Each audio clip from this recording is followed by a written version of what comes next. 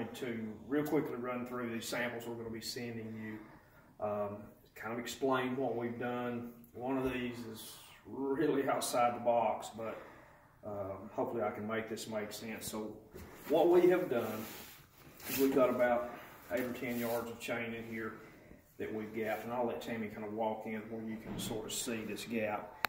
And essentially this is what a gap looks like, where the machine is just removing the elements on the chain. So what you'll do when you sew this in, when you cut this, you're going to be able to have a place to start this slider and then pull it onto the chain. This is gapped to where there'll be exactly 102 inches of teeth there. So from the first element to the last element is 102 inches. So you're going to have a little bit of a tail hanging off of this that you'll have to cut off. Hopefully, well, I know this will be a lot easier for you to get the slider mounted on than just cutting with a pair of scissors. You just simply cannot do that as well as the machine. Now, here's the outside of the box thing I wanted to show you. I can find the correct end of this.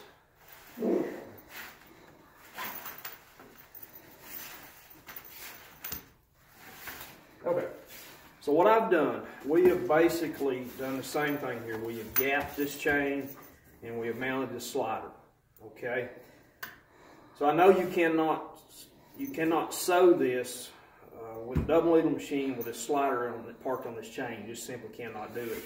So what I've done here, you will start this chain at the end of your border, and I know this is a short border, but this just helped me show. As you sew down here and continue to sew through here, you get to the very end of your border, what you're going to have is you're going to have something that looks similar to this.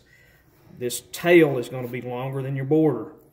So when the operator gets to here, she's going to stop, pull the slider back up here, and cut it.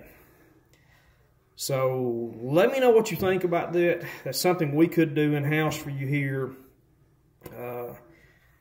Again, that's really outside the box thinking, but that could do two things for you. It'll create that essentially no labor as far as you mounting that slider on. So I'll get these things on a spool for you. Don't know that I'll get them shipped out today, but if not, I'll get them first thing in the morning. Have a good afternoon.